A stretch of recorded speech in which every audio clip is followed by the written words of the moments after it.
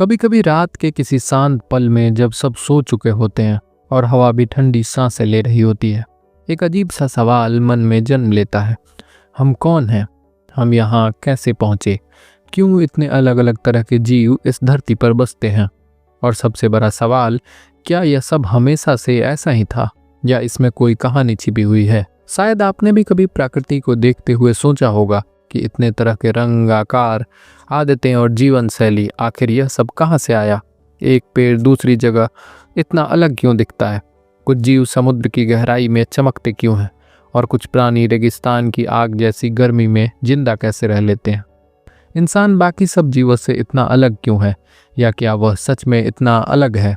इन सवालों का जवाब ढूंढने की कोशिश सदियों से चल रही थी, लेकिन एक ऐसा समय भी था जब दुनिया को लगता था कि जीवन जैसा आज है वह हमेशा से वैसा ही था और न बदला है न कभी बदलेगा। लेकिन 19वीं सदी में एक शांत स्वभाव का व्यक्ति आया जिसने इन सवालों को सिर्फ महसूस नहीं किया बल्कि उनका पीछा किया, देखने, समझने और जोड़ने की कोशिश की। और जब उसने दुनिया के सामने अपना विचार रखा तो लाखों लोगों की सोच पलट गई। विज्ञान को नया रास्ता मिल गया। धरती पर जीवन की कहानी एकदम नए रूप में सामने आई। आज जिस व्यक्ति की कहानी हम सुनने जा रहे हैं उनका नाम है चार्ल्स डार्विन। एक ऐसा नाम जिसके बिना आज की biology, genetics, ecology, behaviour science कुछ भी वैसा नहीं होता जैसा हम जानते हैं। एक ऐसा नाम जिसने जीवन कैसे बदलता है यह समझने का तरीका ही बदल दिया। एक ऐसा नाम जिसने यह बताया कि प्रकृति में हर चीज़ का अपना एक कारण है और बदलाव ही जीवन की असली पहचान है। लेकिन डार्विन की कहानी सिर्फ विज्ञान की कहानी नहीं है, यह एक ऐसे इंसान की कहानी है, एक आम लड़के से की कहानी है जिसने बचपन में कीड़े मकोड़े, पत्ते, पत्थरों दूसरों से ज़्यादा आकर्षित करते थे। एक ऐसे नौजवान की कहानी है जिसे डॉक्टर बनना था लेकिन खून देखकर उसे चक्कर आ जाता था। एक ऐसे इंसान की कहानी है जिसे दुनिया घूमने का अचानक मौका मिला और जिसने 5 साल के सफ़र में धरती के अनगिनत रूप देखे, समुद्रों का क्रोध, पहाड़ों की खामोशी, जंगलों की रहस्यमयी धड़कन और जीवों की अनोखी विविधता। यह कहानी उस यात्रा की है जिसने एक व्यक्ति को वैज्ञानिक बना दिया और फिर उस वैज्ञानिक ने एक ऐसा सिद्धांत दुनिया को दिया जिसे आज नेचुरल सिलेक्शन कहा जाता है। प्रकृति का वह तरीका जिसके कारण जीवन लगातार बदलता रहता है, धीरे धीरे, अनदेखे ढंग से, पर इतना निश्चित रूप से कि करोड़ों साल बाद पूरी स्पीशीज ही एक नए रूप में बदल जाती है। लेकिन डार्विन की कहानी में एक और पहलू है, उनका साहस, क्योंकि उन्होंने जो कहा वो उस समय के समाज, धर्म और परंपराओं के बिल्कुल उलट था। यह कहना कि जीव बदलते हैं, इंसान भी प्रकृति की बड़ी कहानी का हिस्सा है, यह आसान बात नहीं थी। लोग नाराज हुए, मजाक उड़ाया, विरोध किया, फिर भी डार्विन शांत रहे। उन्होंने गुस्से या बहस से नहीं बल्कि प्रमाणों से जवाब दिया। उनके नोट्स, उनकी यात्राएं, उनके अवलोकन, सब ने मिलकर एक ऐसी तस्वीर बनाई जिसे नज़रअंदाज करना नामुमकिन था। आज हम डार्विन को इसलिए याद नहीं करते कि उन्होंने एक किताब लिखी, बल्कि इसलिए कि उन्होंने दुनिया को देखने का चश्मा बदल दिया। उन्होंने हमें सिखाया कि जीवन में जो भी दिखता है वो यूं ही नहीं है, उसके पीछे एक लंबी, गहरी और बेहद सुंदर प्रक्रिया काम कर रही होती है।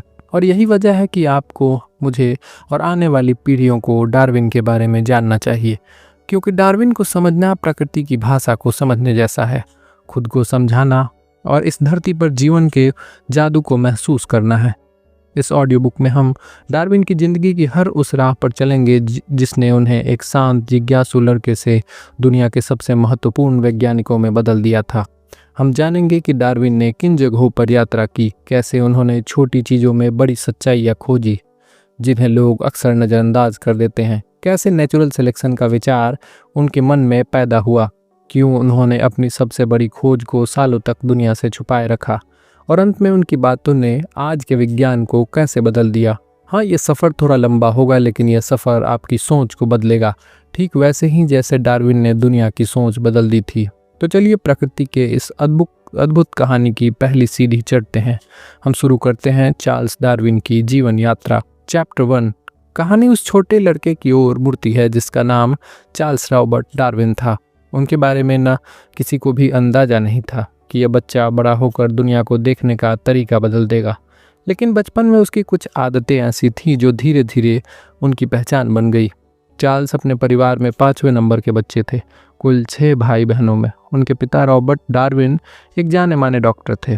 और माँ सुसाना डार्विन बेहद स्नेही शांत स्वभाव की महिला थी। घर पढ़ा लिखा, संपन्न और खुले विचारों वाला था, लेकिन चार्ल्स वह बाकी बच्चों जैसे नहीं थे।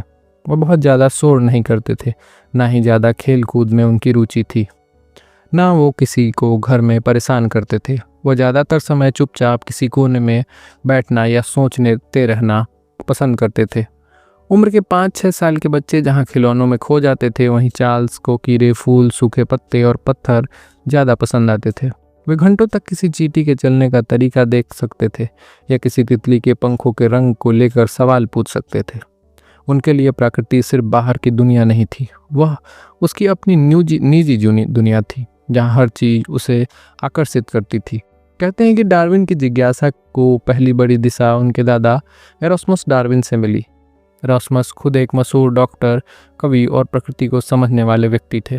उन्होंने अपनी किताबों में जीवों के बदलने की बात भी कही थी, जो उस समय बहुत आगे का विचार था।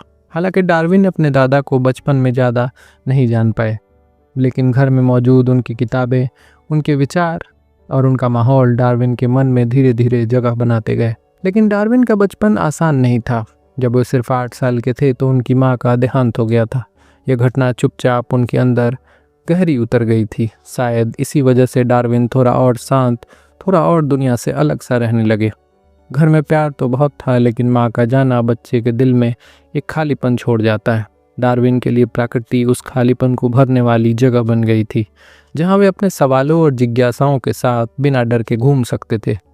फिर डार्विन ने स्कूल जाना शुरू किया, श्रीव्सबरी स्कूल, जहाँ पढ़ाई सख्त थी और माहौल अनुशासन से भरा। लेकिन सच कहे तो डार्विन को यह माहौल बिल्कुल पसंद नहीं आता था।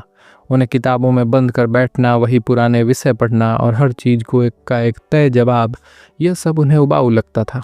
पर अगर कोई एक विषय था जो उन्हें जगा देता था, तो वो था नेचर। स्कूल जाते ही उनकी निगाहें रास्तों में लगे पेड़ों पर, उड़ते पक्षियों पर और मिट्टी में चलने वाले कीड़ों पर रहती थी। क्लास में बैठे बैठे भी उनके दिमाग में सवाल दौड़ते, यह बीज इतना छोटा होकर भी पेड़ कैसे बन जाता है? पक्षी इतनी दूर क्यों उड़ते हैं? कुछ कीड़े पत्थर जैसे क्यों दिखते हैं? क्या यह उन्हें छिपने में मदद करता है? यह वही सवाल थे जो आगे चलकर डार्विन के जीवन का रास्ता तय करने वाले थे। डार्विन का एक और ख़ास पहलू था, वह चीज़ें इकट्ठी करना बेहद पसंद करते थे। कोई सुंदर सा पत्थर मिलता तो वह जेब में रख लेते, कोई अजीब सी हड्डी दिख जाए तो उसे साफ करके घर ले आते। कीड़े तो उनके खास शौक थे। रंग बिरंगी भृंगी उनके मन को सबसे ज़्यादा रोमांचित करती थी। वे उन्हें पकड़ते, कांच की छोटी बोतलों में रखते और ध्यान से उनका अध्ययन करते। एक घटना उनके बचपन के शौक को बिल्कुल साफ बताती है। कहते हैं एक दिन डार्विन एक साथ 3 भृंग पकड़ना चाहते थे। दोनों हाथों में 2 भृंग आ गए, लेकिन तीसरा पकड़ने की बारी आई तो हाथ खाली नहीं था। ऐसे में डार्विन ने क्या किया, वह तीसरा भृंग अपने मुंह में पकड़ लिया। यह सुनने में मजाक लगता है, लेकिन यह बताता है कि डार्विन प्रकृति के आकर्षण में कितना खो जाते थे। लेकिन डार्विन सिंह सिर्फ नेचर लविंग बच्चे नहीं थे, वे भावुक और संवेदनशील भी थे। अपने दोस्तों की मदद करना, छोटे जानवरों को बचाना और घर में काम आने वाली चीज़ों को ठीक करने की कोशिश करना, यह सब उनकी आदतों का हिस्सा था। वह अपने पिता की तरह शांत और माँ की तरह दयालु थे। धीरे धीरे डार्विन को समझ आने लगा कि वे दुनिया को दूसरों की तरह नहीं देखते। जहाँ दूसरे लोग बस देखते थे, वो समझना चाहते थे। जहाँ लोग कहते ये तो बस एक पतंग है, डार्विन के लिए वह एक कहानी था। कैसे उड़ता है, रंग कहाँ से आता है, रात क्यों निकलती है। उनकी यही गहरी नज़र, छोटी छोटी चीज़ों को पकड़ने की क्षमता और एवरी डिटेल पर ध्यान देने वाली सोच, यही सब आगे चलकर उनकी सबसे बड़ी ताकत बनने वाली थी। लेकिन इस बचपन की एक दिलचस्प बात यह भी है कि डार्विन पढ़ाई में उतने तेज नहीं थे। उनके पिता अक्सर डांटते हुए कहते, तुम कुछ नहीं कर पाओगे, बस प्रकृति देखने में समय बिताते हो। आगे चलकर दुनिया ने प्रकृति के बारे में सबसे ज़्यादा सीखा तो डार्विन की वजह से ही। इस पूरे बचपन में एक चीज़ साफ दिखती थी, डार्विन की आंखें हमेशा खुली और आसमान की ओर थी। उनका मन हमेशा सवालों से भरा था। वे दुनिया को एक पजल की तरह देखते थे, जिसमें हर छोटा हिस्सा एक बड़ी कहानी का हिस्सा था। वे समझते थे कि जीवन एक जादू है और उस जादू के पीछे कोई नियम, कोई पैटर्न, कोई गुप्त कहानी छिपी है। उनके बचपन का यही गहरा संबंध प्रकृति से, क्यूरियोसिटी से और चीज़ों को देखने की आदत से उनकी ज़िंदगी की दिशा बन गया। यही आदतें आगे जाकर बीगल जहाज की 5 साल की यात्रा में उन्हें सबसे बड़ा वैज्ञानिक बनाने वाली थी। बचपन में ये बीज धीरे धीरे अंकुरित हो रहे थे। दुनिया को अभी पता नहीं था, लेकिन एक वैज्ञानिक जन्म ले चुका था। चैप्टर 2। चार्ल्स अब बड़े हो चुके थे, उम्र बढ़ रही थी, पर उनकी आदतें वैसी ही थी। वह अब भी प्रकृति को देखकर हैरान होते थे। अब भी छोटे जीव उनके दोस्त थे और अब भी उनके मन में सवालों की बाढ़ थी। लेकिन एक ऐसा समय आया जब घर वालों ने सोचा अब इसे भविष्य की ओर बढ़ना चाहिए। उस समय इंग्लैंड में डॉक्टर बनना एक बड़ा सम्मान माना जाता था। चार्ल्स के पिता खुद डॉक्टर थे। वे चाहते थे कि बेटा भी वही रास्ता अपनाए। उन्हें लगता था कि यह सबसे सुरक्षित और सम्मानजनक काम है। तो फैसला हुआ कि चार्ल्स को एडिनबर्ग यूनिवर्सिटी भेजा जाएगा। वहाँ वो डॉक्टर बनने की पढ़ाई करेंगे। चार्ल्स ने जाने की कोशिश की, लेकिन शुरुआत में ही उन्हें एहसास हो गया कि यह रास्ता उनके लिए नहीं बना था। क्लासरूम में बैठना उन्हें भारी लगता था। लंबे लंबे लेक्चर समझ नहीं आते थे, और सबसे बड़ी बात, सर्जरी के समय खून देखकर ही उन्हें चक्कर आने लगता था। वो डर जाते थे, वह असहज हो जाते थे और वहाँ टिक नहीं पाते थे। एक दिन उन्होंने तय किया कि मैं डॉक्टर नहीं बन सकता, लेकिन उन्होंने ये घर पर बात जल्दी नहीं बताई। उन्हें डर लगता था कि पिता क्या सोचेंगे, पर उनके पिता समझदार थे। उन्होंने देखा कि बेटा खुश नहीं है। उन्होंने जाना कि यह उसकी इच्छा नहीं है। फिर एक नया रास्ता तय किया गया। चार्ल्स को कैम्ब्रिज यूनिवर्सिटी भेजा गया। यहाँ उनका भविष्य एक अलग दिशा में मुड़ने वाला था। कैम्ब्रिज का माहौल अलग था। यहाँ पढ़ाई सख्त थी, पर यहाँ ऐसे लोग भी थे जो प्रकृति को बेहद गहराई से समझते थे। यही चार्ल्स की मुलाकात कुछ खास लोगों से हुई। इन लोगों ने उनके जीवन की दिशा बदल दी। पहले मिले जॉन हेंसलो। वह एक प्रसिद्ध वनस्पति वैज्ञानिक थे। वे शांत, धैर्यवान और बेहद प्रोत्साहित करने वाले व्यक्ति थे। चार्ल्स को ऐसे ही किसी मार्गदर्शक की जरूरत थी। हेंलोस्को ने चार्ल्स को अपने साथ घूमने दिया। उन्होंने पौधे और जीवों के बारे में समझाया। उन्होंने उनकी जिज्ञासा को गलत नहीं कहा, बल्कि उसे सही दिशा दी। चार्ल्स उनके साथ खेतों में जाते, पत्तियों को छूते, फूलों को देखते, उनके रंग और बनावट को समझते और उनके बारे में छोटी छोटी बातें सीखते। यह पढ़ाई नहीं लगती थी, यह उन्हें सफ़र जैसा लगता था, और चार्ल्स इस सफ़र में बेहद खुश थे। धीरे धीरे हेंसलो ने समझ लिया था कि यह लड़का अलग है। इसमें देखने की अद्भुत क्षमता है। यह चीज़ों को दूसरे से अलग देखता है। एक दिन हेंसलो ने चार्ल्स से कहा, तुम्हें बाहर जाना चाहिए, तुम्हें दुनिया देखनी चाहिए, तुम्हें अपनी आंखों से जीवन को समझना चाहिए। ये शब्द चार्ल्स ने मन में बस गए। उन्हें लगा कि वह सच में बाहर की दुनिया को देखने के लिए बने हैं। कैम्ब्रिज में एक और बड़ी प्रेरणा उन्हें मिली, भृंग इकट्ठा करने का शौक। यह शौक वहाँ बेहद लोकप्रिय था। कई छात्र रेयर बीटल्स की खोज में घूमते रहते थे। चार्ल्स भी उनके साथ जुड़ गए थे। जंगलों में जाना, पेड़ों की छाल हटाकर देखना, घास में झुककर छोटे छोटे जीव ढूंढना, यह सब उन्हें रोमांचित करने लगा था। चार्ल्स ने इतने भृंगे इकट्ठा की कि वह अपने कॉलेज में मशहूर हो गए थे। कई बार उन्हें नई प्रजातियां भी मिल जाती थी। अध्यापक उनकी मेहनत देखकर खुश होते थे। इससे उन्हें पहली बार लगा कि मैं भी कुछ कर सकता हूँ। लेकिन उनके पिता अब भी चिंतित थे। उन्हें लगता था कि चार्ल्स समय बर्बाद कर रहे हैं। वे चाहते थे कि बेटा एक मजबूत करियर चुने, पर चार्ल्स के भीतर कुछ और ही चल रहा था। उन्हें पढ़ाई में मज़ा नहीं आता था, पर प्रकृति को समझने में मज़ा जरूर आता था। उन्हें वैज्ञानिक प्रयोग कठिन लगते थे, पर जीवों को देखना आसान लगता था। चार्ल्स उलझन में थे। उन्हें नहीं पता था कि वो आगे क्या करने वाले हैं। वो डॉक्टर नहीं बन सकते थे। पादरी बनने का विचार भी उसे ठीक से नहीं जमता था। लेकिन प्रकृति उन्हें हमेशा बुलाती थी, जैसे कह रही हो, आओ और देखो, मैं तुम्हें कुछ बताने वाली हूँ। यही वह समय था जब चार्ल्स के जीवन में सबसे बड़ा मोड़ आने वाला था। एक ऐसा मोड़ जो उन्हें एक साधारण युवक से विश्व प्रसिद्ध वैज्ञानिक बना देने वाला था। एक दिन हेंसलो ने खबर दी, एक जहाज यात्रा पर जा रहा है। जहाज का नाम था HMS बीगल। यह दुनिया का नक्शा बनाने, नए इलाकों का अध्ययन करने और प्रकृति को समझने के लिए 5 साल की यात्रा पर निकलने वाला था। इस यात्रा में एक युवा जिज्ञासु निरीक्षक की आवश्यकता थी। हेंसलो ने बिना झिझक चार्ल्स का नाम सुझा दिया। चार्ल्स को ये सुनकर झटका लगा। 5 साल के लिए बाहर, दूर दूर तक समुद्र, अनजाने जंगल, अजनबी जीव जंतु, पर दिल कह रहा था कि यही मौका है। उनके पिता ने पहले ही मना किया था। उन्हें लगा कि यह समय की बर्बादी है, पर बाद में रिश्तेदारों और दोस्तों ने समझाया कि चार्ल्स को जाने दो। यह अपनी राह खुद बनाएगा। और ऐसा हुआ। पिता ने उन्हें अनुमति दे दी थी। चार्ल्स का जीवन एक बिल्कुल नई दिशा की ओर बढ़ने वाला था। अब वह वही लड़का नहीं था जो स्कूल में चुपचाप बैठा रहता था। वह तैयार था दुनिया को देखने के लिए, जीवन को समझने के लिए और प्रकृति की कहानी को अपने शब्दों में पढ़ने के लिए। चैप्टर 3। चार्ल्स अब तैयार थे। उनके सामने एक बड़ा मौका था, एक ऐसा मौका जो जीवन में बार बार नहीं आने वाला था। HMS बीगल एक छोटा सा जहाज था, पर उसका मिशन बहुत बड़ा था। दुनिया का नक्शा बनाना, नए इलाकों को समझना, धरती के रहस्यों को देखना। चार्ल्स इस यात्रा में नेचुरल ऑब्जर्वर की तरह शामिल हो रहे थे। उनका काम था देखना, समझना, लिखना और सीखना। 26 दिसंबर 1831 की ठंडी सुबह में इंग्लैंड के प्लेमाउथ बंदरगाह से जहाज ने सफ़र शुरू किया। चार्ल्स डेक पर खड़े थे। उनके हाथ ठंड से काँप रहे थे, पर मन उत्साह से भरा हुआ था। उन्हें नहीं पता था कि यह यात्रा उन्हें इतिहास का हिस्सा बनाने वाली है। बीगल के कप्तान थे कैबट रॉबर्ट फिट्जरॉय। कड़े स्वभाव के थे, अनुशासन प्रिय थे, लेकिन डार्विन को समझते थे। उन्हें लगता था कि डार्विन की आंखों में कुछ खास है। यात्रा के पहले कुछ दिन कठिन थे। समुद्र बेहद उग्र था, लहरें ऊंची थी। डार्विन को सी सीकनेस भी हो गया था। वह बार बार बीमार पड़ने लगे थे। कई बार उन्हें लगा कि यह यात्रा पूरी नहीं कर पाएंगे, लेकिन उन्होंने हिम्मत नहीं हारी। धीरे धीरे उनका शरीर समुद्र का आदी हो गया था और फिर शुरू हुआ दुनिया को नए रूप में देखने का अंदाज। बीगल सबसे पहले पहुंचा दक्षिण अमेरिका। यह जगह बिल्कुल अलग थी। घने जंगल, ऊंचे पहाड़, नदियां जो अनंत लगती थी और जीव ऐसे कि उन्हें पहले कभी न देखा हो। डार्विन सुबह से शाम बाहर रहते, हाथ में एक छोटी नोटबुक, जहां देखते और लिखते, जहां समझते वहीं रुकते।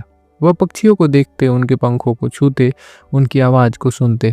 वह जानवरों के पैरों के निशान को भी देख रहे थे, तरह तरह के पत्थर उठाकर उनका रंग और वजन महसूस कर रहे थे। कुछ भी छोटा नहीं था, कोई चीज़ बेकार नहीं थी। हर पत्ता, हर कीड़ा, हर चिड़िया उन्हें कुछ सिखा रही थी। पेंटागोनिया में डार्विन ने बड़े बड़े जीवों की हड्डियाँ देखी। ये हड्डियाँ विशाल जानवरों की थीं। वे आज के किसी प्रजाति से मेल नहीं खाती थीं। डार्विन सोच में पड़ गए थे। ये जीव कहाँ गए और क्यों गायब हुए? क्या ये बदलकर आज के जानवर बने? यह सवाल उनकी सोच में घर कर गया था। फिर यात्रा उन्हें ले गई एंडीज पर्वतों की ओर। यह पहाड़ बहुत ऊंचे थे। डार्विन ने यहाँ चौंकाने वाली चीज देखी, समुद्री सीपियाँ। समुद्र की चीजें पहाड़ पर कैसे?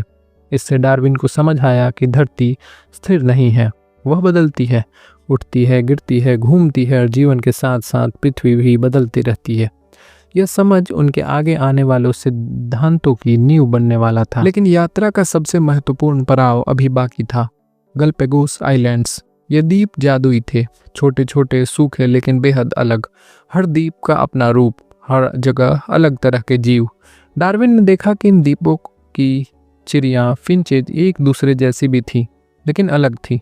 कहीं उनकी चोंच छोटी, कहीं लंबी, कहीं मजबूत और कहीं पतली थी। लेकिन क्यों? सब चिड़िया हैं, पर सब अलग क्यों दिखती हैं? यह सवाल एक चिंगारी की तरह डार्विन के मन में जला। उन्होंने सोचा कि क्या ये चिड़िया एक ही परिवार से आई होंगी?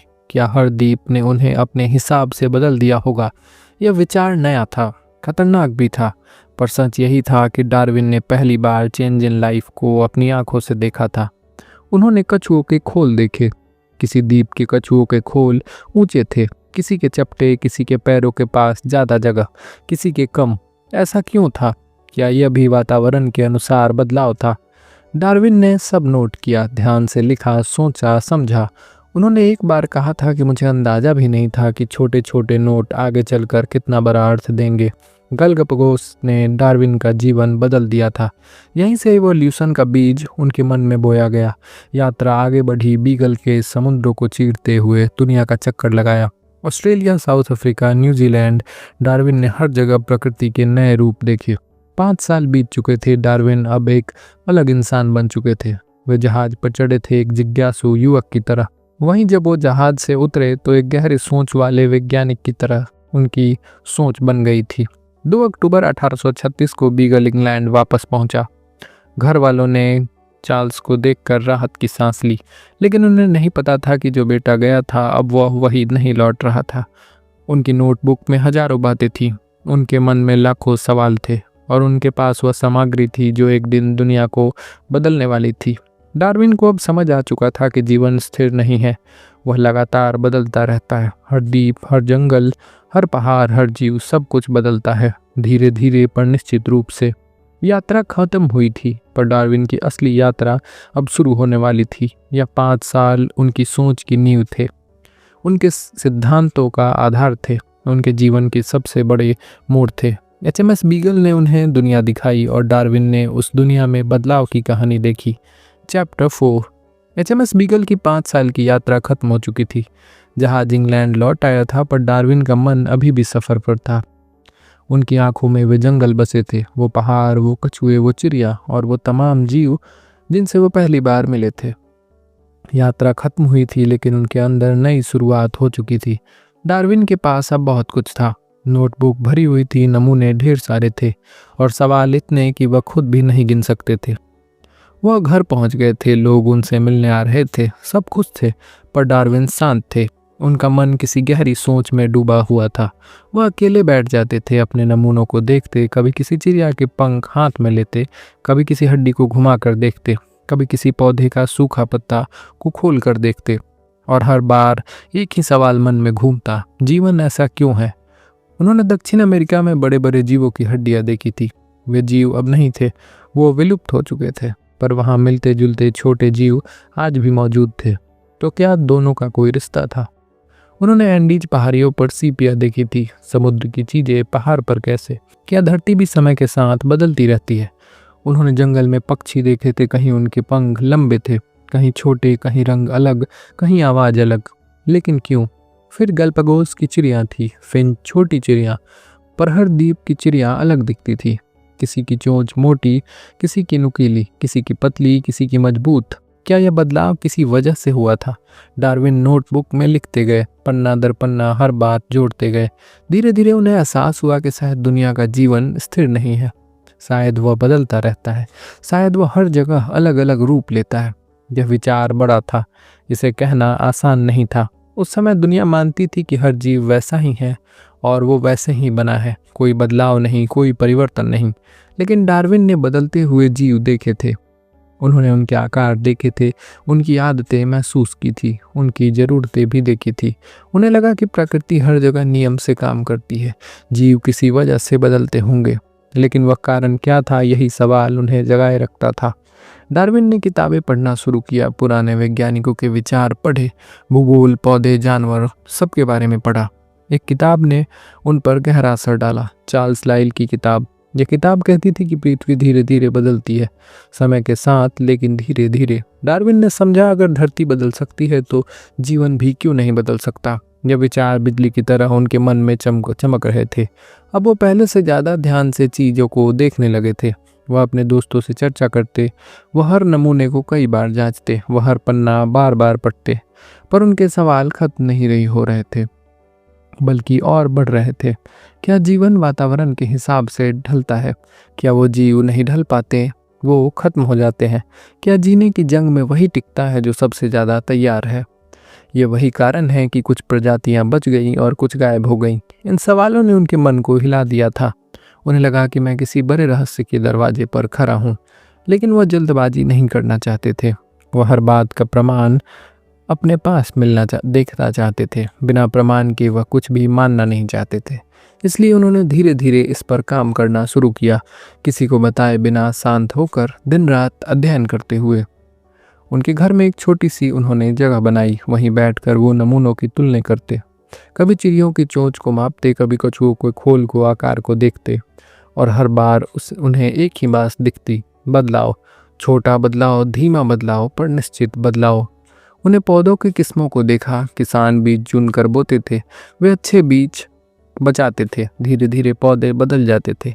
यह इंसानों द्वारा किया गया बदलाव था। तो फिर प्रकृति भी कुछ ऐसा कर सकती है। शायद प्रकृति भी चुनती है, शायद वह तय करती है कि कौन टिकेगा और कौन नहीं। उसके भीतर विचार साफ होने लगे थे, एक नई रोशनी जगने लगी थी। लेकिन यह विचार डरावना भी था। अगर वह यह सब दुनिया को बताएंगे तो लोग क्या कहेंगे? वह जानते थे कि समाज इसे पसंद नहीं करने वाला, धर्म इसे स्वीकारेगा नहीं, कई वैज्ञानिक उन्हें गलत कहेंगे, इसलिए डार्विन चुप रहे। पहले वे खुद को साबित करना चाहते थे। उन्होंने कबूतरों पर अध्ययन किया, कुत्तों की नस्लों पर अध्ययन किया, घोड़े, गायों, पौधों सबका अध्ययन किया। एक एक करके चीजें साफ होती गई। जीवन बदलता है और यह बदलाव अचानक नहीं आता, यह धीरे धीरे आता है, लंबे समय में आता है। इतना धीरे कि इंसान की एक जिंदगी में वह दिखता भी नहीं, पर यह बदलाव होता है और यही बदलाव जीवन की कहानी लिखता है। डार्विन के मन में अब एक बड़ा ख्याल जन्म ले चुका था और वो ख्याल था नेचुरल सिलेक्शन का। अभी वह इसे पूरी तरह समझ नहीं पाए थे, वह इसे नाम भी नहीं दे पाए थे, पर बीज बो दिया गया था। अगले कई साल वह इसी बीज को सींचने वाले थे। डार्विन अब इंग्लैंड में थे। उनके पास ढेर सारी नोटबुक थी और नमूने थे। घर की शांति उन्हें अलग लगती थी, पर उनके भीतर एक अलग तूफान चल रहा था। वह हर दिन अपने कमरे में बैठ जाते, अपने नोटबुक को खोलते और अपने नोट्स को बार बार पढ़ते। धीरे धीरे बात साफ हो गई थी। जीवन बदलता है, हर जीव बदलता है और यह बदलाव निरंतर चलता रहता है। पर यही बात खतरनाक थी। उन्हें पता था कि दुनिया इसे स्वीकार नहीं करेगी। उस समय जो मान्यता थी, हर जीव भगवान ने वैसा ही बनाया है जैसा वो आज है, कोई बदलाव नहीं, कोई परिवर्तन नहीं, प्रकृति स्थिर है। लेकिन डार्विन ने बदलाव देखा था, अपनी आंखों से, अपने हाथों से। वह यह देख चुके थे कि एक ही तरह की चिड़ियाँ अलग अलग द्वीपों में अलग चोंच लेकर रहती हैं। वह यह देख चुके थे कि एक कछुआ दूसरे कछुआ जैसा दिखता है, पर बिल्कुल वैसा नहीं होता। वह यह समझ चुके थे कि जो जीव वातावरण के हिसाब से ढल जाते हैं वो बच जाते हैं, जो नहीं ढलते वो धीरे धीरे खत्म हो जाते हैं। यह सोच सरल थी, पर उसके असर बेहद बड़े थे। डार्विन रातों को सो नहीं पाते थे, वह अपने विचारों से ही डर जाते थे। कई बार लगता कि अगर मैं गलत हुआ तो, अगर लोग मुझ पर हंसे तो, अगर यह विचार समाज के खिलाफ गया तो। उस समय धर्म का प्रभाव बहुत अधिक था। किसी जीव के बदलने की बात धार्मिक मान्यताओं के खिलाफ मानी जाती थी। डार्विन जानते थे कि यह विचार लोगों को झकझोर देगा। वह तैयार नहीं थे कि लोग उन्हें गलत समझे, इसलिए उन्होंने अपने विचार अपने अंदर रखे। उन्होंने किसी को कुछ न बताया, न वैज्ञानिकों को, न दोस्तों को, न दुनिया को। वह बस एक ही काम करते रहे, लगातार प्रमाण जुटाते रहे। उनके मन में हर नमूने की वो तुलना करते रहे, हर किताब पढ़ते रहे और वैज्ञानिकों के विचारों को समझते रहे। वह हर चीज़ को सावधानी से जोड़ना चाहते थे। वो जल्दबाजी नहीं करना चाहते थे और शोर भी नहीं करना चाहते थे। वो बस शांति से अपने काम को अच्छे ढंग से करना चाहते थे। उन्हें लगता था कि जब तक मेरे पास पुख्ता सबूत न हो, मैं इस चीज़ को नहीं बोलूँगा। डार्विन को इस समय को लगभग पूरी दुनिया नहीं जानती थी, लेकिन यह उनके जीवन का सबसे कठिन हिस्सा था। उन्होंने कबूतरों का अध्ययन किया। उन्हें पता चला कि पालती कबूतरों में कितना बदलाव आ सकता है। किसान बीज चुनते हैं, धीरे धीरे पौधे बदलते हैं, घोड़े बदलते हैं, सब बदलते थे। तो प्रकृति भी बदल सकती है, प्रकृति भी चुन सकती है। जब विचार धीरे धीरे मजबूत होता गया, डार्विन को एहसास हुआ कि जीवन के पीछे एक प्राकृतिक नियम है। यह नियम धीरे धीरे काम करता है और इसी से सब बदलाव आता है। पर डर अभी भी था। वह हर नए विचार से घबरा जाते थे। उन्हें लगता था कि वह समाज को दुख नहीं देना चाहते, वह धार्मिक विवाद नहीं चाहते थे, वह शांति चाहते थे। लेकिन ज्ञान शांति से नहीं आता, वो बेचैनी से नहीं आता। लेकिन डार्विन अब बेचैनी का हिस्सा थे। कई बार वह अपने दोस्त जोसेफ हुकर से बात करते। हुकर एक बॉटनिस्ट थे। डार्विन उन पर भरोसा करते थे, और डार्विन पूरी सच्चाई फिर भी नहीं बता पाते थे। वो सिर्फ संकेतों में बात करते थे, धीरे धीरे बोलते, जैसे एक भारी बोझ को संभाल कर रख रहे हों। फिर डार्विन ने एक फैसला लिया कि वो अपने विचार एक किताब में लिखेंगे, पर अभी नहीं। पहले वो हर प्रमाण जुटाएंगे। उसे अपने घर डाउन हाउस में कमरा बना लिया। यहीं बैठकर वो रोज काम करते। सालों तक सुबह उठकर बगीचे में टहलते, सोचते, फिर कमरे में जाते, नोट्स देखते, फिर नया विचार लिखते। धीरे धीरे एक बड़ा ढांचा तैयार होने लगा था। एक विचार, एक सिद्धांत, एक ऐसी खोज जो दुनिया को, विज्ञान को बदलने वाली थी। लेकिन डार्विन इसे छुपाए बैठे थे। वो तैयार नहीं थे, वो बोलने से डर रहे थे। उन्हें ऐसा लग रहा था, जब मैं ये सिद्धांत बताऊंगा तो मेरा विरोध होगा, लोग मेरी हंसी उड़ाएंगे, शायद मुझे गलत कहेंगे। और यह सच भी था। डार्विन का स्वास्थ्य भी कमजोर होने लगा था। तनाव और गहरी सोच में वो अक्सर बीमार पड़ जाते थे। पर काम चलता रहा, धीरे धीरे, शांत गति से, लगभग 20 सालों तक। इतने लंबे समय तक उन्होंने अपने विचार दुनिया से छुपाए रखे। वो लिखते रहे, खोजते रहे, जोड़ते रहे और मौन रहे। उस मौन में डर भी था, जिम्मेदारी भी थी और सच के प्रति सम्मान भी। डार्विन जानते थे कि अगर यह सिद्धांत सही है तो यह जीवन की कहानी बदल देगा, और इतना बड़ा सच वो बिना सोचे समझे दुनिया के सामने नहीं रखना चाहते थे। लेकिन समय बदल रहा था, नई खोजें हो रही थी, नई किताबें आ रही थी, विज्ञान आगे बढ़ रहा था और डार्विन का विचार अब और ज़्यादा इंतजार नहीं कर सकता था। चैप्टर 6। पिछले कई वर्षों में डार्विन शांतिपूर्वक अध्ययन कर रहे थे। हर नमूना उनकी मेज पर एक नई कहानी की तरह खुलता था। हर पंख, हर हड्डी, हर पौधा उन्हें प्रकृति के भीतर छिपे किसी गहरे नियम की ओर संकेत देता था। धीरे धीरे एक विचार आकार लेने लगा था, एक ऐसा विचार जिसने न केवल डार्विन के जीवन को बदला बल्कि विज्ञान की दिशा को भी नई रोशनी दी। इस विचार का नाम था नेचुरल सिलेक्शन। यह विचार बेहद सरल था, पर उसका प्रभाव अत्यंत गहरा था। डार्विन ने जीवन को ध्यान से देखा। उन्होंने समझा कि हर जीव अलग परिस्थितियों में जी रहा है। किसी के लिए ठंड चुनौती है, किसी के लिए गर्मी, किसी के लिए भोजन की कमी, किसी के लिए शिकारी का खतरा। इन चुनौतियों के बीच हर जीव को निरंतर प्रयास करना होता है। डार्विन ने महसूस किया कि जो जीव अपने वातावरण के अनुसार ढल जाते हैं उन्हें जीवित रहने का अधिक अवसर मिलता है। यह वाक्य छोटा लगता है, पर यही जीवन की कहानी है। किसी पक्षी की चोंच लंबी होती है तो वह गहरे फूलों से आसानी से रस निकाल सकता है। किसी जानवर की टांगें मजबूत हैं तो वह तेज दौड़ सकता है और शिकारी से बच सकता है। ये छोटे छोटे लाभ समय के साथ बड़े अर्थ देने लगे थे। डार्विन ने समझा कि प्रकृति खुद चुनती है कौन जीवित रहेगा और कौन धीरे धीरे समाप्त हो जाएगा। यह चयन बहुत शांति से होता है, किसी घोषणा के बिना, किसी शोर के बिना, जैसे प्रकृति अपने नियमों को धीरे धीरे निरंतर लागू कर रही हो। इसे ही डार्विन ने नेचुरल सिलेक्शन कहा, प्रकृति द्वारा किया गया चयन। उन्होंने यह भी देखा कि जीवों में छोटे छोटे अंतर होते हैं। एक ही प्रजाति के दो जीव पूरी तरह समान नहीं होते। किसी का रंग थोड़ा गहरा, किसी का आकार थोड़ा बड़ा, किसी की चाल थोड़ी तेज। ये छोटे अंतर उन्हें जीने में मदद भी दे सकते हैं। वह जीव जो अपने वातावरण से सबसे अधिक मेल खाता है वही आगे जीवित रहता है। समय के साथ इन लाभों का प्रभाव बढ़ता जाता है। पीढ़ियां बदलती हैं, रूप बदलते हैं और अंत में प्रजातियां भी बदल सकती हैं। यह प्रक्रिया धीरे धीरे होती है, इतनी धीरे कि एक मानव जीवन में यह बदलाव दिखाई भी नहीं देता। गलपगोस में एक फिंच पंछी इस नियम का एक स्पष्ट उदाहरण थी। डार्विन ने देखा था कि हर द्वीप का वातावरण अलग था। कहीं कठोर बीज थे, कहीं नरम फल, कहीं छोटे कीड़े। इसी कारण हर द्वीप की चिड़िया की चोंच भी अलग थी।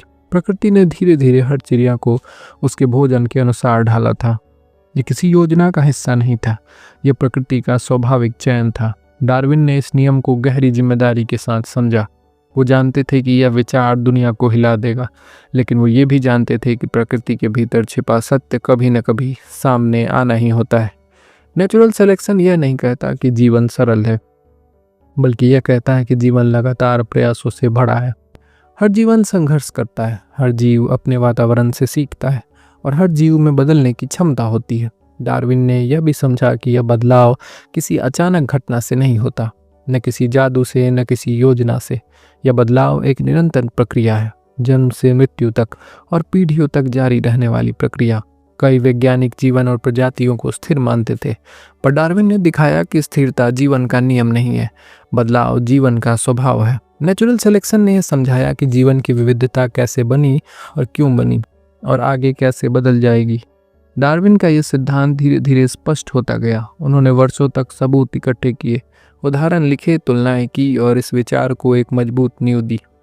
उन्होंने महसूस किया कि जीवन में जो भी है वह लंबे समय के परिणामों का हिस्सा है। पिकॉक का सुंदर पंख, जिराफ की लंबी गर्दन, कैक्टस का कठोर ढांचा, ध्रुवीय भालू का सफ़ेद रंग, सब कुछ नेचुरल सिलेक्शन का परिणाम है। डार्विन अनेक बार कहते थे, प्रकृति धीरे चलती है लेकिन कभी गलती नहीं करती। यह सिद्धांत उनके जीवन की सबसे बड़ी खोज थी। यह वह बीज था जिसे आगे चलकर पूरी इवोल्यूशनरी बायोलॉजी जन्म लेने वाली थी। लेकिन डार्विन सावधानी से आगे बढ़ रहे थे। वे जानते थे यह विचार दुनिया में चर्चा और विवाद दोनों पैदा करने वाले हैं। नेचुरल सिलेक्शन एक सत्य था, पर यह सत्य बहुत विचारशील ढंग से बताया जाना चाहिए था। चैप्टर 7। डार्विन पिछले कई वर्षों से अपने विचारों को संभाल कर रख रहे थे। उन्होंने हर बात को ध्यान से देखा था, हर नमूने का अध्ययन किया था, हर टिप्पणी को सावधानी से लिखा था। उनके मन में अब एक स्पष्ट सिद्धांत था, नेचुरल सिलेक्शन का सिद्धांत। एक ऐसा सिद्धांत जो जीवन की कहानी को नए रूप से समझा रहा था। लेकिन एक सिद्धांत केवल मन में रखने से विज्ञान आगे नहीं बढ़ता, उसे दुनिया तक पहुंचाना होता है, उसे शब्दों की आवश्यकता होती है। डार्विन जानते थे कि उन्हें एक पुस्तक लिखनी होगी, एक ऐसी पुस्तक जो उनके विचारों को स्पष्ट, संभाला हुआ और प्रमाणों के साथ दुनिया के सामने रख सके। पर यह निर्णय आसान नहीं था। उनका स्वभाव शांत था, वे प्रसिद्धि नहीं चाहते थे, वे विवादों से दूर रहना चाहते थे, लेकिन सच केवल इसलिए छिपाए नहीं रख सकते थे कि वह कठिन है। इसी विचार ने डार्विन को प्रेरित किया कि वो धीरे धीरे अपनी पुस्तक की तैयारी शुरू करें। उन्होंने अपने घर डाउन हाउस में एक कमरा तय किया। उनकी सबसे महत्वपूर्ण रचना का जन्म स्थान यही कमरा बना। हर दिन वो कुछ घंटे लिखते, कभी 2 पंक्तियां, कभी 10, कभी एक पूरा पन्ना, कभी केवल एक विचार। उनका उद्देश्य स्पष्ट था कि वो एक ऐसी पुस्तक लिखेंगे जो पढ़ने वाले को जीवन के बदलते स्वरूप को शांति और समझ के साथ दिखाएगा। समय बीतता गया, साल दर साल डार्विन अपने काम में लगे रहे। लेकिन एक दिन एक अप्रत्याशित घटना हुई। एक और वैज्ञानिक अल्फ्रेड रसेल वैलेंस ने डार्विन को अपना लेख भेजा। इस लेख में वैलेंस ने भी जीवन के बदलने की प्रक्रिया लगभग उसी तरह समझाई थी जैसा डार्विन अपने विचारों में समझ चुके थे। डार्विन यह पढ़कर आश्चर्यचकित रह गए। उन्होंने लगा कि अगर वे देरी करेंगे तो उनके वर्षों के अध्ययन का महत्व कम हो सकता है। इसलिए डार्विन ने निर्णय लिया कि अब वो पुस्तक को पूरे करना बेहद जरूरी है। उन्होंने अपनी सारी ताकत लगाकर काम करना शुरू कर दिया।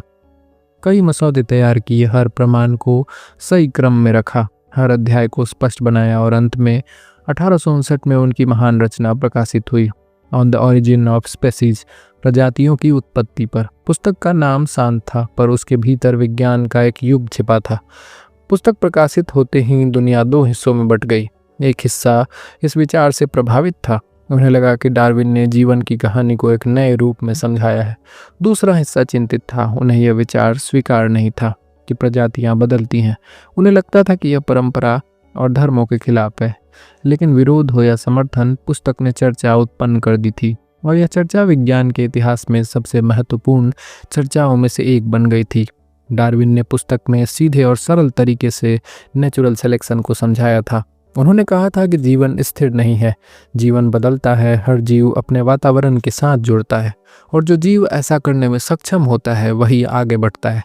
इस विचार में किसी प्रकार का अभिमान नहीं था, किसी प्रकार की कठोरता नहीं थी, यह केवल प्रकृति के शांत और स्थिर नियम का वर्णन था। डार्विन ने पुस्तक में कई उदाहरण दिए, उन्होंने अपने अनुभव बताए, बीगल यात्रा के अवलोकन लिखे, फिंच पंछियों की बात कही, कछुओं की खोलों की बात कही, फॉसिल्स के बारे में बताया। हर पृष्ठ उनकी सावधानी का प्रमाण था, हर अध्याय उनके धैर्य और समर्पण का उदाहरण थे। पुस्तक को लोगों ने ध्यान से पढ़ा, कई लोगों ने इसे एक नया मार्ग बताया, कई लोगों ने इसे चिंतन का विषय बनाया। लेकिन एक बात स्पष्ट थी कि यह पुस्तक बदली नहीं जा सकती थी, यह पुस्तक अस्वीकार नहीं की जा सकती थी, यह पुस्तक विज्ञान को नई दिशा दे चुकी थी। डार्विन स्वयं इस अचानक मिली प्रसिद्धि से थोड़े असहज थे, पर उन्हें यह संतोष था कि उन्होंने अपने विचार सम्मान के साथ और सत्य के आधार पर दुनिया के सामने रखे थे। ऑरिजिन ऑफ स्पेसीज के प्रकाशित होने के बाद दुनिया की सोच बदलने लगी। लोगों ने जीवन को बिल्कुल नए दृष्टिकोण से देखना शुरू किया। अब जीवों की विविधता एक रहस्य नहीं रही, अब जीवों का परिवर्तन एक योजना नहीं लगा, वह एक प्रक्रिया लगने लगा था। डार्विन ने लिखा था कि प्रकृति के नियम सरल हैं, पर उनके परिणाम अनंत है। यह पुस्तक उनके लंबे अध्ययन का समर्पित परिणाम थी और यह पुस्तक आज भी विज्ञान की मूलभूत नींवों में से एक मानी जाती है। चैप्टर 8। डार्विन की पुस्तक ऑरिजिन ऑफ स्पेसीज प्रकाशित हो चुकी थी। दुनिया इस नई सोच से हिल गई थी, लोग जीवन को नए ढंग से समझने लगे थे। लेकिन एक सवाल अब भी हवा में था, इंसान कहाँ खड़ा है? क्या इंसान भी प्रकृति के उसी नियम का हिस्सा है जो बाकी जीवों पर लागू होता है, या इंसान किसी अलग मार्ग से आया है? डार्विन यह सवाल बेहद सावधानी से देखते थे। उनके लिए यह विषय अत्यंत संवेदनशील था। वो जानते थे कि यह प्रश्न धर्म, समाज और परंपरा सभी से गहराई से जुड़ा हुआ है।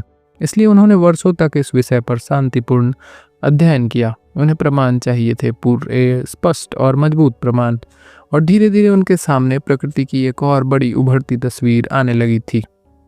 डार्विन ने देखा कि इंसान में कई गुण दूसरे जीवों से मिलते हैं। शारीरिक बनावट, हड्डियों की संरचना, मांसपेशियों, रक्त संचार और कई व्यवहार, इन सब में एक अद्भुत समानता दिखाई देती थी।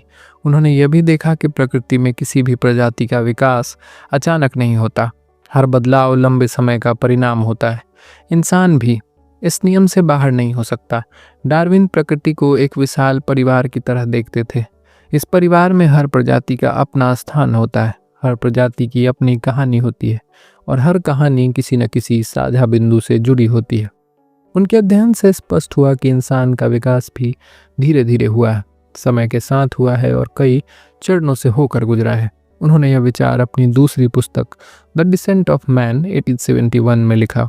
इस पुस्तक में डार्विन ने शांत और संतुलित भाषा में बताया कि इंसान और दूसरे प्राइमेट्स एक साझा पूर्वज से आए हैं। इंसान सीधा किसी बंदर से नहीं बना, बल्कि इंसान और बंदर दोनों की जड़ें एक समान पुराने पूर्वजों से मिलती है। यह विचार गहरा था, वैज्ञानिक था, पर उस समय बहुत साहस मांगता था। डार्विन ने यह भी समझाया कि इंसान के गुण जैसे दया, सहयोग, नैतिकता की प्राकृतिक प्रक्रियाओं में विकसित हुए हैं। ये गुण समाज में रहने की जरूरत से उत्पन्न हुए। इस बात ने इंसान के विकास को और भी समझने योग्य बना दिया। डार्विन ने यह नहीं कहा कि इंसान कम महत्वपूर्ण है। उन्होंने यह कहा कि इंसान का महत्व प्रकृति से अलग नहीं, बल्कि प्रकृति से जुड़े होने में है। उनकी दृष्टि बेहद विनम्र थी। वे मानते थे कि इंसान प्रकृति की कहानी एक अद्भुत परंतु छोटा हिस्सा है। प्राकृतिक चयन ने हमारे शरीर को आकार दिया, लेकिन जीवन के अनुभवों, परिवारों और समाजों ने हमारे मन को आकार दिया। डार्विन का यह विचार कई लोगों के लिए स्वीकार करना कठिन था। कई लोगों ने इसका विरोध किया, कई लोगों ने इसे चुनौती समझा, लेकिन वैज्ञानिक प्रमाण धीरे धीरे डार्विन के सिद्धांतों को मजबूत करते गए। फॉसिल्स मिले, पुराने मानव जैसे जीवों की हड्डियां मिली, दिमाग की संरचना का अध्ययन हुआ, डीएनए की खोज हुई और वैज्ञानिकों ने पाया कि डार्विन सही दिशा में थे। आज आधुनिक विज्ञान यह स्वीकार करता है कि इंसान का विकास एक लंबी प्राकृतिक प्रक्रिया का हिस्सा है। हम पृथ्वी पर अकेले नहीं हैं, हम इस ग्रह के अनगिनत जीवों के साथ एक साझा यात्रा में शामिल हैं। डार्विन का यह दृष्टिकोण इंसान को छोटा नहीं करता, बल्कि उसे एक बड़े परिवार का सदस्य बना देता है। उन्होंने दुनिया को बताया, हम अलग नहीं हैं, हम उसी पृथ्वी के हिस्से हैं जिसके बाकी जीवों का जन्म दिया है। यह विचार मानवता के लिए एक सुंदर संदेश था। डार्विन ने मानव विकास को केवल विज्ञान की नज़र से नहीं देखा, उन्होंने दया, समझ और विनम्रता की नज़र से देखा। उनके लिए इंसान का विकास अहंकार का विषय नहीं था, बल्कि जिम्मेदारी का विषय था। अगर हम प्रकृति का हिस्सा हैं तो प्रकृति की रक्षा भी हमारी जिम्मेदारी है।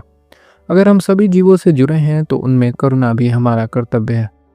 इस अध्याय के अंत में हम डार्विन को उसी जगह देखते हैं जहां वे हमेशा खड़े रहे, प्रकृति के सम्मान में, विज्ञान की सादगी में और जीवन की गहराई में। उन्होंने न केवल विकास की प्रक्रिया समझाई, बल्कि मानवता को एक नया दृष्टिकोण भी दिया। हम इस पृथ्वी की कहानी का हिस्सा हैं और यह कहानी अभी भी आगे बढ़ रही है। चैप्टर 9। डार्विन का सिद्धांत अब दुनिया के सामने था। लोग इसे पढ़ रहे थे, समझ रहे थे और कई जगहों पर चर्चा चल रही थी। समाज में विचारों का टकराव था, पर विज्ञान में गहरा परिवर्तन शुरू हो चुका था। डार्विन ने जो बताया वह केवल प्रजातियों की कहानी नहीं थी, वह जीवन की नींव थी। उनके विचारों ने विज्ञान के कई क्षेत्रों को नई दिशा दी और कई क्षेत्रों को पहली बार स्पष्ट आधार मिला। जीव विज्ञान पर प्रभाव। सबसे बड़ा प्रभाव बायोलॉजी पर पड़ा। पहले जीव विज्ञान जीवों के वर्णन तक सीमित था। विज्ञान केवल यह बताता था कि कौन सा जीव कैसा दिखता है, किसके कितने पंख हैं और किसका आकार क्या है। पर डार्विन ने पूछा कि यह ऐसा क्यों है। यह प्रश्न नया था और यही प्रश्न आधुनिक जीव विज्ञान की शुरुआत बनने वाला था। डार्विन ने बताया कि जीव केवल बने नहीं हैं, बल्कि बने हैं समय के साथ, वातावरण के अनुसार और चुनौतियों के अनुसार। अब वैज्ञानिक जीवों का अध्ययन उनके बदलावों के आधार पर करने लगे थे। जीव विज्ञान विवरण से आगे बढ़कर व्याख्या का विज्ञान बन गया था। जेनेटिक्स पर प्रभाव। डार्विन के समय में जीन्स की खोज नहीं हुई थी, डीएनए का नाम भी नहीं था, लेकिन डार्विन ने इतने स्पष्ट शब्दों में वेरिएशन की बात कही थी कि बाद में आने वाले वैज्ञानिकों को दिशा मिल गई थी। जब मेंडल के जेनेटिक्स रूल सामने आए तो वैज्ञानिकों ने देखा कि डार्विन का सिद्धांत इन नियमों से मिलता है। धीरे धीरे जेनेटिक्स और नेचुरल सिलेक्शन एक साथ जुड़ गए थे। इस जुड़ाव से मॉडर्न इवोल्यूशनरी थ्योरी बनी। आज हम जानते हैं कि बदलाव जीन से आते हैं और चयन प्रकृति करती है, पर पूरी समझ डार्विन के सिद्धांत से ही शुरू हुई थी। मेडिसिन पर इसका प्रभाव। डार्विन ने यह बताया कि जीव कैसे बदलते हैं। यह समझ रोगों को अध्ययन में भी काम आई। बीमारियां, वायरस और बैक्टीरिया भी बदलते हैं। कई रोग इसलिए बढ़ते हैं क्योंकि माइक्रोब्स नए रूप ले लेते हैं। एज डॉक्टर और वैज्ञानिक इवोल्यूशन को समझकर ही नए इलाज के लिए दवाइयाँ बनाते हैं। एंटीबायोटिक रेसिस्टेंट इसी प्रक्रिया से जुड़ी है। अगर डार्विन का सिद्धांत न होता तो हम यह समझ नहीं पाते कि रोग कैसे बदलते हैं और क्यों बदलते हैं। पर्यावरण विज्ञान पर प्रभाव। डार्विन ने बताया कि हर जीव अपने वातावरण से जुड़ा है। उसका जीवन उसके परिवेश पर निर्भर है। इस विचार ने इकोलॉजी को जन्म दिया, एक ऐसा विज्ञान जो प्रकृति के हर हिस्से को आपस में जुड़ा हुआ मानता है। डार्विन ने कहा था कि जीवन केवल व्यक्तिगत रूप में नहीं बल्कि एक समुदाय के रूप में अस्तित्व में है। आज इकोलॉजिस्ट इसी आधार पर इकोसिस्टम का अध्ययन करते हैं। जंगल, समुद्र, पहाड़ सब एक बड़ा तंत्र है और इस तंत्र को समझने की शुरुआत डार्विन की सोच से हुई। साइकोलॉजी पर इसका प्रभाव। डार्विन ने यह भी कहा था कि भावनाएं और व्यवहार अचानक नहीं बने, वे भी विकसित हुए हैं। उन्होंने मनुष्य और पशुओं के व्यवहार दोनों का ही अध्ययन किया था। उन्होंने दिखाया कि कई भावनाएं जैसे डर, सुरक्षा, प्रेम, देखभाल जीवों में पहले से मौजूद हैं। यह विचार मॉडर्न साइकोलॉजी और बिहेवियरल साइंस के आधार के लिए बनाए गए थे। आज मनोविज्ञान मानव व्यवहार को इवोल्यूशन और सर्वाइवल के संदर्भ में समझते हैं। यह बदलाव डार्विन के विचारों का ही परिणाम है। एंथ्रोपोलॉजी पर प्रभाव। डार्विन ने बताया कि इंसान भी प्रकृति की कहानी का हिस्सा है। इस विचार ने एंथ्रोपोलॉजी को नई दिशा दी। अब मानव सभ्यताओं और संस्कृतियों का अध्ययन केवल इतिहास तक सीमित नहीं रहा था। वैज्ञानिक यह देखने लगे कि मनुष्य का शरीर और मन कैसे बदला है और समाज कैसे विकसित हुए हैं। डार्विन के सिद्धांत ने इस अध्ययन को एक वैज्ञानिक आधार दिया। विज्ञान की सोच में बदलाव। डार्विन का प्रभाव सिर्फ विज्ञान के क्षेत्रों पर नहीं पड़ा बल्कि विज्ञान कैसे सोचता है इस पर भी पड़ा। डार्विन ने बताया कि बड़े बदलाव धीरे धीरे आते हैं, समय लेते हैं और छोटे कदमों से बनते हैं। यह विचार गहरे, धैर्य और निरंतरता का विचार थे। विज्ञान ने इसे एक नई आदत सीखी, धीमी प्रक्रियाओं को समझने की आदत। चट्टानों का बनना, नदियों का बहाव, अर्थव्यवस्थाओं का बदलना, सभ्यताओं का बढ़ना, सब कुछ डार्विन की सोच से जुड़ा हुआ समझ में आने लगा था। डार्विन की सबसे बड़ी देन। डार्विन ने हमें एक दृष्टि दी, एक ऐसा चश्मा जिससे हम जीवन को नई रोशनी के रूप में देख सकते हैं। उन्होंने कहा कि जीवन जटिल है पर उसका आधार सरल है। उन्होंने हमें सिखाया कि हर जीव सम्मान के योग्य है क्योंकि हर जीव एक लंबी यात्रा का परिणाम है। उन्होंने यह भी दिखाया कि जीवन में विविधता एक सुंदर बात है। यह विविधता प्रकृति की सबसे बड़ी संपत्ति है।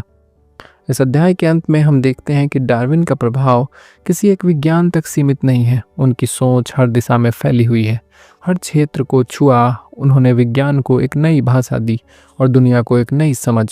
उनका विचार शांत था पर उसका असर गहरा था। चैप्टर 10।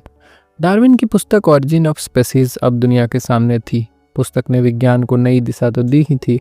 कई लोगों ने इसको ध्यान से पढ़ा, कई लोगों ने इसे स्वीकार भी किया, लेकिन हर सोच नई तरह की थी।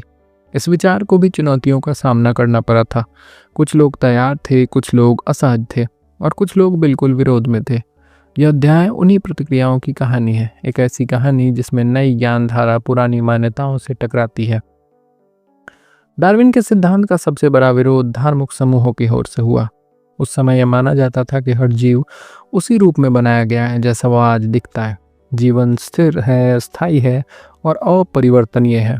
डार्विन का सिद्धांत इस विचार को चुनौती देता था। उन्होंने कहा, जीव बदलते हैं, प्रकृति के अनुसार ढलते हैं और लंबे समय में नई प्रजातियां बनती हैं। यह विचार कई लोगों को कठिन लगा। उन्होंने सोचा कि डार्विन का सिद्धांत धार्मिक मान्यताओं को कमजोर करेगा, लेकिन डार्विन का उद्देश्य किसी भी विश्वास को नकारना नहीं था। उनका उद्देश्य प्रकृति को समझना था। वह शांत रहते थे, किसी बहस में शामिल नहीं थे। वे केवल प्रमाण प्रस्तुत करते थे सम्मान के साथ। फिर भी यह सत्य है कि यह सिद्धांत धार्मिक चर्चाओं का केंद्र बना। कई लोग डार्विन की बात को गलत समझ बैठे। कुछ ने कहा, क्या डार्विन कह रहे हैं कि इंसान बंदर से बना है? यह गलत समझ थी। डार्विन ने कभी ऐसा नहीं कहा। उन्होंने कहा था कि इंसान और अन्य प्राइमेट्स एक साझा पूर्वज से आए हैं, पर सरल बात अक्सर गलत रूप में फैल जाती है।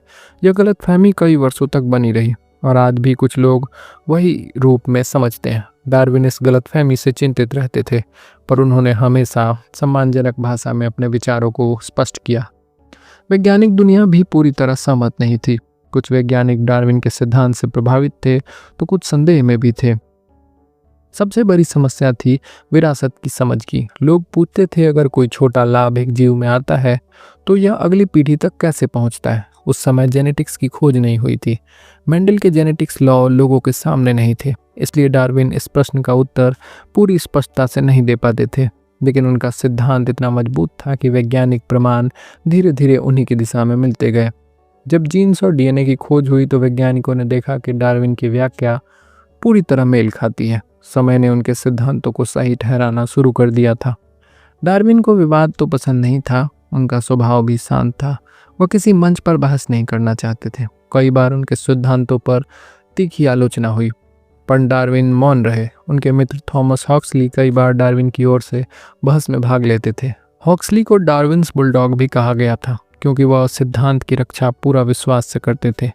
डार्विन इस समर्थन के लिए अत्यंत आभारी रहते थे। कठिनाइयों के बावजूद डार्विन ने कभी कठोर भाषा का प्रयोग नहीं किया। उन्होंने हमेशा कहा कि मैं गलत भी हो सकता हूँ, पर मैं जो बता रहा हूँ वो मैंने प्रकृति में देखा है। उनकी विनम्रता सबसे बड़ी शक्ति थी। आलोचना के समय भी वो शांत रहते थे। वो प्रमाण दिखाते थे, वे फिर जांच करते थे, तभी वो किसी निष्कर्ष को पहुंचते थे। अधूरी जानकारी पर उनका विश्वास बिल्कुल नहीं था। उनकी यह आदत विज्ञान में सम्मान से देखी जाती थी। शुरुआत में कई लोग असहमत थे, पर डार्विन के सिद्धांत इतने स्पष्ट थे और उनके प्रमाण इतने मजबूत कि धीरे धीरे लोगों की राय बदलने लगी।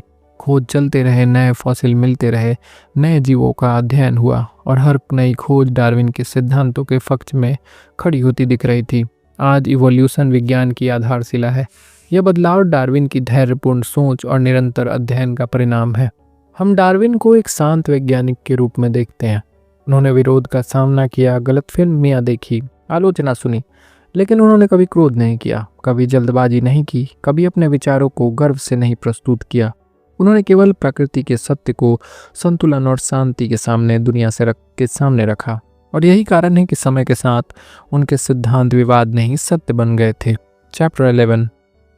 डार्विन अब उम्र के उस मोड़ पर थे जहां जीवन धीरे धीरे शांत होने लगता है। उनके विचार अभी भी जीवंत थे, पर उनका शरीर थकने लगा था।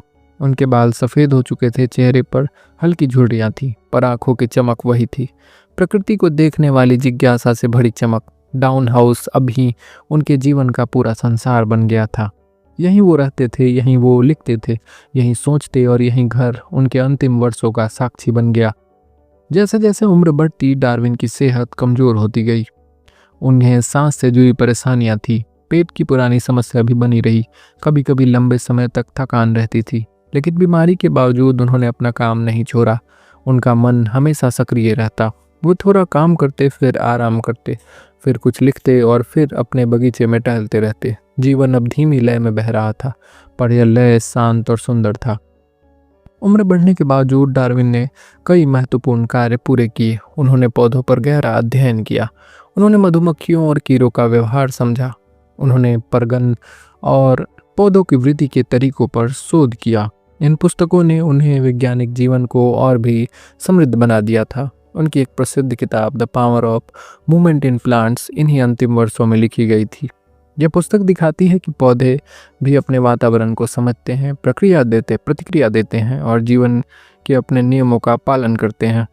डार्विन का मन हमेशा इस बात से प्रसन्न रहता कि प्रकृति हर रूप में जीवंत है। अंतिम वर्षों में भी उनका स्वभाव वही रहा, शांत, विनम्र, संतुलित। उन्होंने कभी यह नहीं माना कि उनका सिद्धांत सबसे बड़ा है।